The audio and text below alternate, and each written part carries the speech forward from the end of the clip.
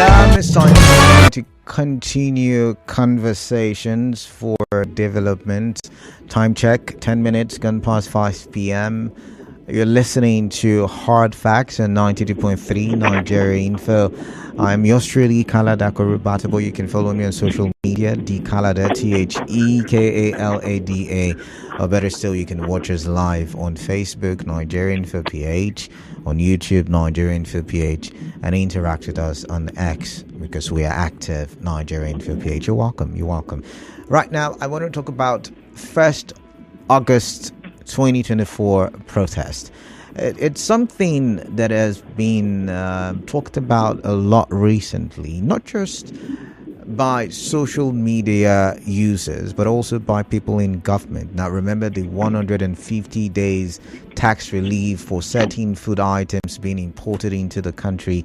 Remember the 20 trucks of rice being distributed as a palliative measure due to the economic hardship.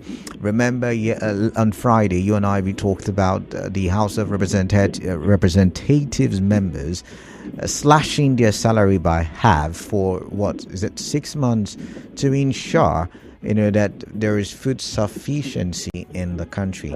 Now, all of these measures are put in place so that Nigerians can have some kind of relief as a result of the economic turmoil, which is as a result of certain economic policies that we have been told are necessary done by the federal government.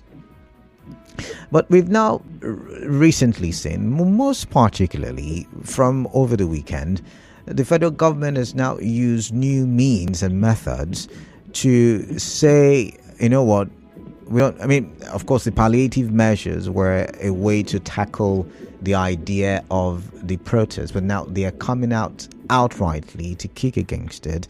You must have seen Bayo Nanuga's tweet. Remember, one of the aide of the president, I think it's on information and a strategy, has come out to say, hey, these are the people who are responsible for it. He mentioned a class of people, the obedience. It's not about, I shouldn't have mentioned it. I'm just trying to report. However, he said it's going to be a treasonable offense if you go on the street and ask for the removal of the people in government. So that's what we want to talk about. We want to look at the legal implications. We want to learn. I'm not for or against a protest. I'm not for one again or against.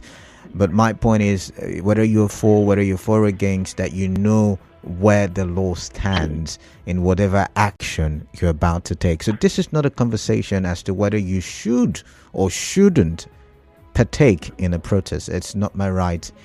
But we would try to see what is in the Constitution and see what the ground norm says. Joining me to have this conversation is the National Legal Advisor for the Committee of the Defense of Human Rights, Barrister Henry Ekine. It's good to have you on the show, Barrister Ekine. Good afternoon to you. Good afternoon, Kalada. It's my pleasure to join you on the show. All right, welcome. So the first question, everybody would ask if they were in my position at this time and hour is there anywhere in our Constitution that says it's a right or there is a right to protest? Because I would always hear, it is our right, it is the citizens' right to a protest. What I do know is freedom of association, but I don't know about a protest. So can you educate us? Is there anywhere, any law that allows for such? Yes, thank you, Kalada. The idea of a protest as expressed is an expression. So a protest would mean an expression in dissatisfaction or in rejection or in reaction to a position or a policy or a law.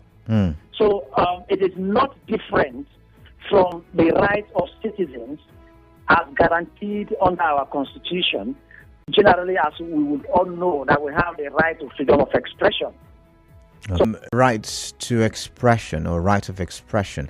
But however, it's right to freely accept and right to move around if you want to express yourself in that manner. So you can express yourself in a stationary position, You can express yourself. You can express yourself in a group, and you can express yourself so that it plays group or a move. In extension, you have the right to freedom of expression under Section 39, and can, by extension, also have the right to peaceful assembly when people could come together, and at the same time, the right to freedom of movement. So, arguably, from Sections 39, 40, and 41 could, by some way, be involved in the whole idea of people coming together and then engaging in one form of expression or another in rejection of a situation, a statement, a policy, or a law which will be expressed as a protest against that law or that position or that policy.